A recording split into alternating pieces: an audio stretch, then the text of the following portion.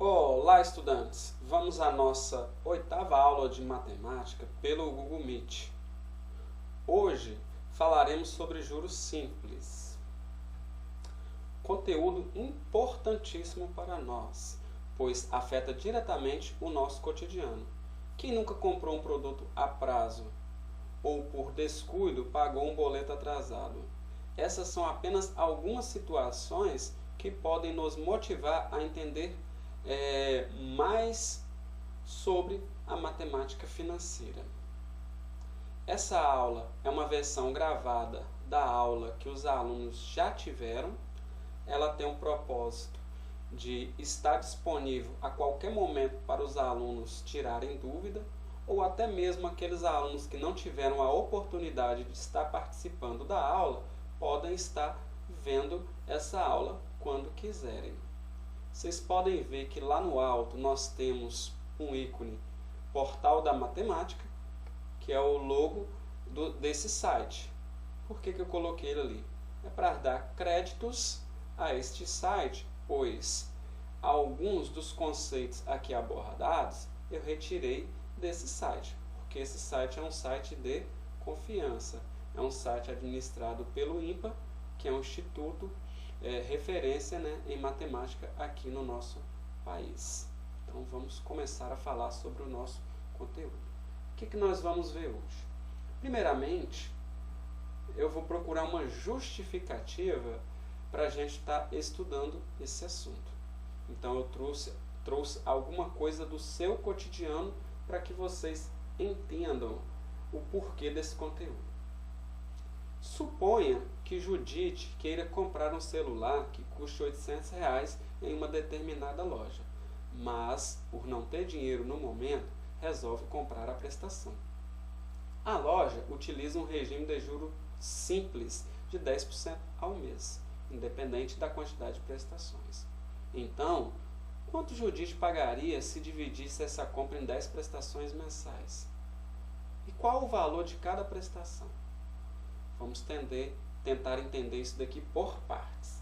A primeira coisa que eu vou fazer é calcular quanto é 10% de R$800. Isso é fácil de se fazer. Inclusive, na aula passada, a gente trabalhou um pouco sobre isso.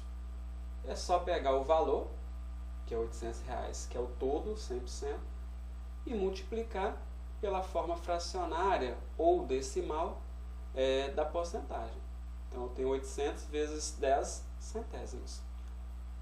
Como nós temos uma multiplicação e uma divisão, a ordem entre elas não importa. Eu posso multiplicar ou dividir primeiro. Neste caso, eu vou dividir.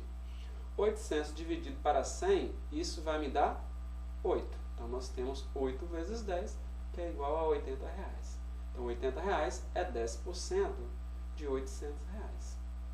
Mas, esses 10% é cobrado ao mês. Então, a cada mês é cobrado essa quantidade. Então, nós temos o quê?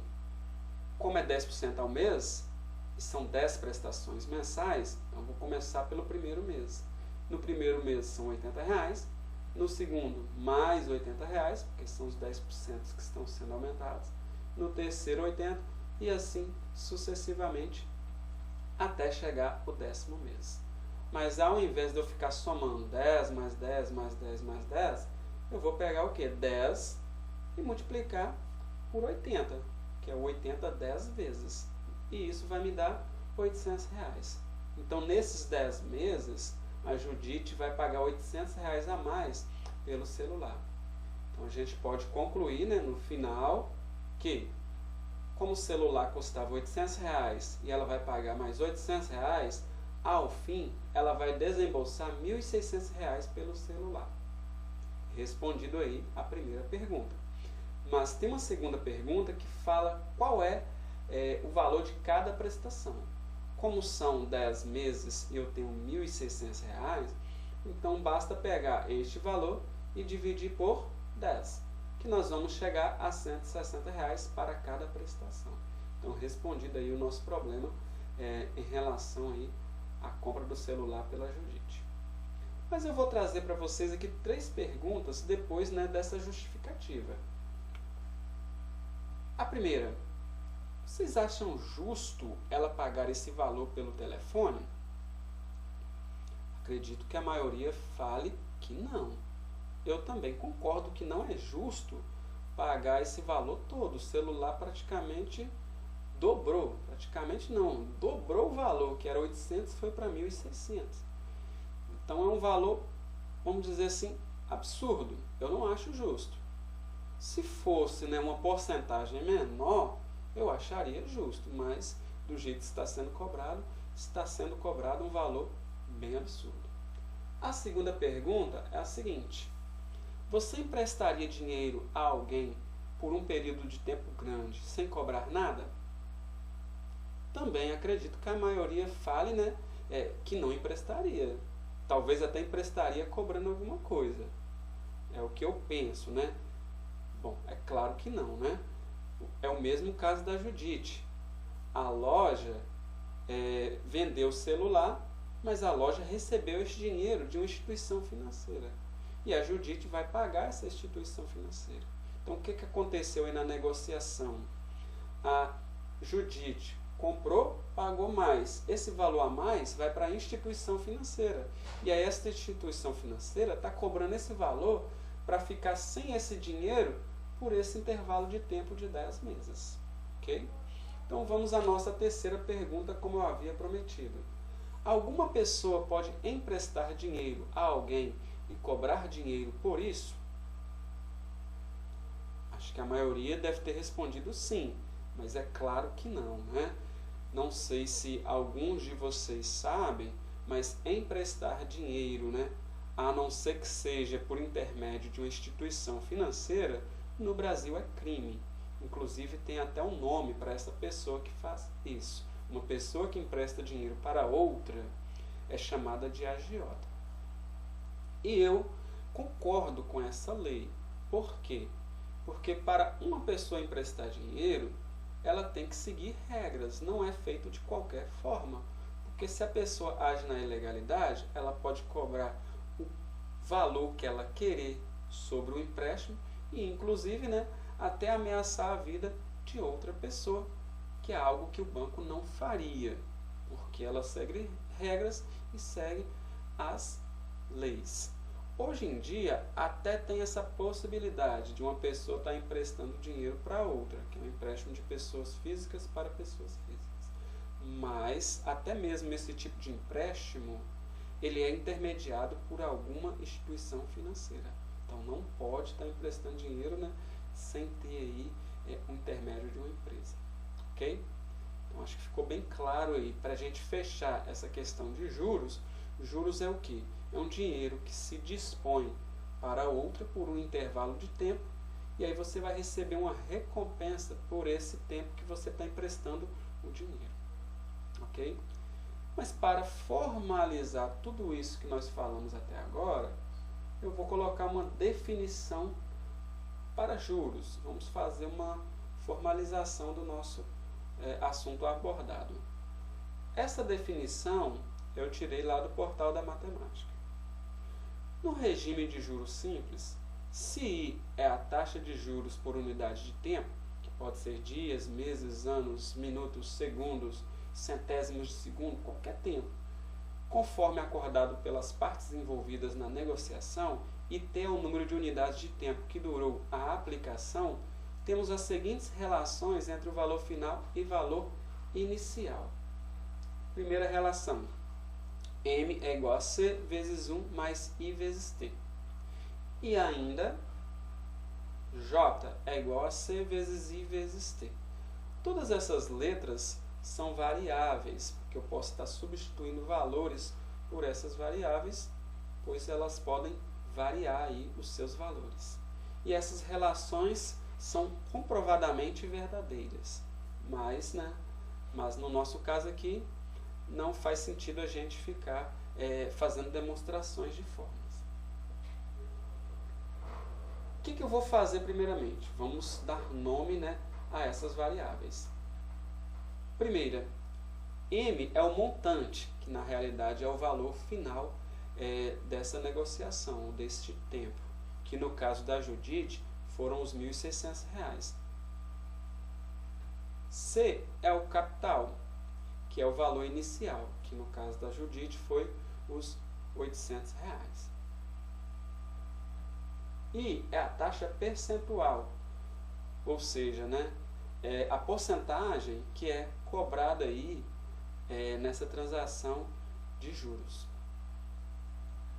O T é o intervalo de tempo, é o período que se demora, né, nessa negociação aí, ou nessa aplicação.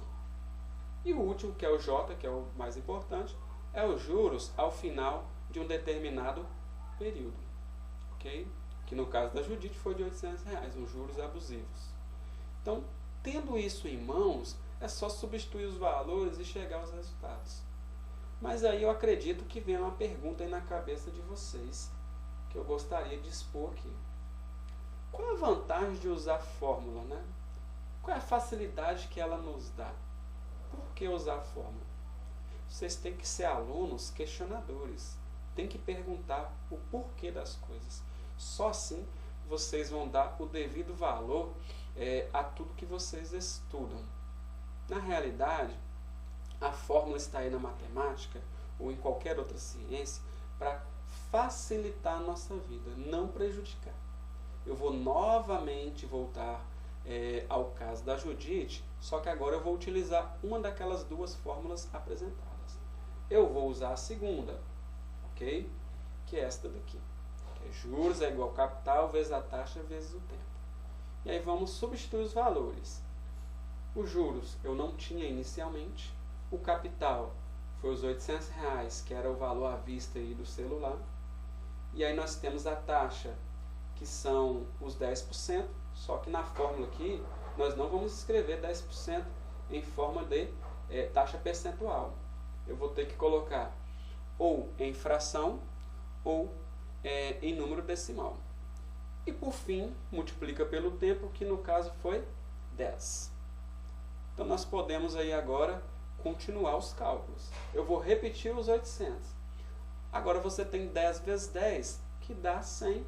Então eu terei 100 centésimos. Só que 100 dividido para 100 é igual a 1. Então 800 vezes 1, isso vai me dar R$800. Então R$800 é os juros que vai ser cobrado da Judite. Então esse cálculo aí foi bem mais simples do que detalhar todos os meses depois de ter achado a porcentagem. Então a partir daí é só você ir somar mais os 800, que é o preço à vista, você tem um montante que é o valor final que Judite pagou. Ou dividir esse valor final por 10, que você vai ter o valor de cada prestação. Então a fórmula vem para ajudar, vem para facilitar a nossa vida com todos esses cálculos. Ok? Agora, para a gente fechar com chave de ouro, eu trouxe um último problema para a nossa discussão. Então, acompanhe comigo. Einstein aplicou R$12.000 em CDB, que é o certificado de depósito bancário, em certo banco, que é um tipo de investimento, que lhe rendeu R$2.880 em um período de 4 meses. Sabendo que foi usado o regime de juros simples, qual foi a taxa de juros aplicada por esse banco? Então vamos tentar começar a solução. Eu vou colocar aqui tudo que nós temos aí no problema. Ok? Eu tenho essas variáveis, mas algumas não está variando. A gente já tem o valor ali no problema. Vamos começar pelos juros. Juros é o que rendeu. Então o que rendeu aí para o Einstein? R$2.880. O capital é o valor inicial. Então, o que Einstein investiu? R$12.000. O montante é a soma do capital com juros, que é o valor final. Então, ao somar esses dois, R$14.480. O tempo é o que se passou durante essa negociação entre o banco, que foi 4 meses. A taxa nós não temos, até porque se nós tivéssemos, não precisaria fazer aquela pergunta ali, né? Qual foi a taxa de juros aplicada? Então nós não temos a taxa. A fórmula que eu vou utilizar é aquela auxiliar, né, do montante, que é uma fórmula bem importante, porque às vezes vão ter problemas que você não tem os juros, e aí você pode utilizar essa fórmula para resolver o problema. Então vamos fazer as substituições necessárias. Coloca cada um em seu lugar, o montante, o capital e o tempo. Agora vamos tentar resolver assim como a gente resolve qualquer equação, porque isso é uma equação do primeiro grau. 4 vezes i, 4i. Então nós temos de repetir o restante. Agora, eu tenho 12.000 vezes um valor que está dentro do parênteses que eu não conheço. Eu não conheço 1 mais 4i quanto vai dar. Se eu estou multiplicando esses dois valores e dá 14.880, então 14.880 dividido por 12.000, utilizando aí a operação inversa da multiplicação, nós vamos ter o valor de 1 mais 4i. Então, ao dividir isso, nós temos 1,24 é igual a 1 mais 4i. Bom, 1 não pode somar 4i, porque não são termos semelhantes. Então, eu vou pegar o 1 e passar para o lado esquerdo. Então, eu tenho 1,24 menos 1 é igual a 4i. E ao fazer essa subtração, eu vou chegar a 0,24 igual a 4i. Como 4 multiplica i vai ser quem? 0,24 dividido para 4. E ao fazer essa divisão, nós vamos chegar a 0,06, que é a nossa taxa unitária. Mas, como eu já falei lá inicialmente, a taxa utilizada para a cobrança aí é a taxa percentual. Então, tem que fazer uma pequena transformação. Só pegar esse valor e multiplicar por 100. E ao fazer isso, eu descubro que a resposta é o quê? Esse banco, né, prometeu aí para ele uma taxa de 6% ao mês. E esse AM é a abreviação de ao mês. Ok? Então, né, com esse segundo problema, eu espero, né, ter conseguido passar para vocês esses conceitos sobre juros simples. Só por questão de formação, o outro juros que é trabalhado é juros composto, que vocês vão trabalhar no segundo ano. Ok? Para finalizar, a pergunta que eu lancei lá na aula ao vivo foi a seguinte: vocês têm alguma pergunta sobre tudo que foi discutido, mesmo tendo falado várias coisas e ter feito várias perguntas? Quem participou da aula ao vivo conseguiu, né, fazer perguntas sobre todos os detalhes. Mas vocês que estão vendo a versão gravada têm a oportunidade de fazer essas perguntas lá nos comentários particulares, ok? Bom, então isso era tudo. Gostaria de agradecer a todos, né, pela participação, e eu espero que cada vez mais os alunos participem de nossas aulas do Google Meet e que sejam mais interessados do que estão sendo e façam muitas perguntas para que o aprendizado aconteça. Então, novamente, muito obrigado. Tchau, tchau. E até a nossa próxima aula do Google Meet.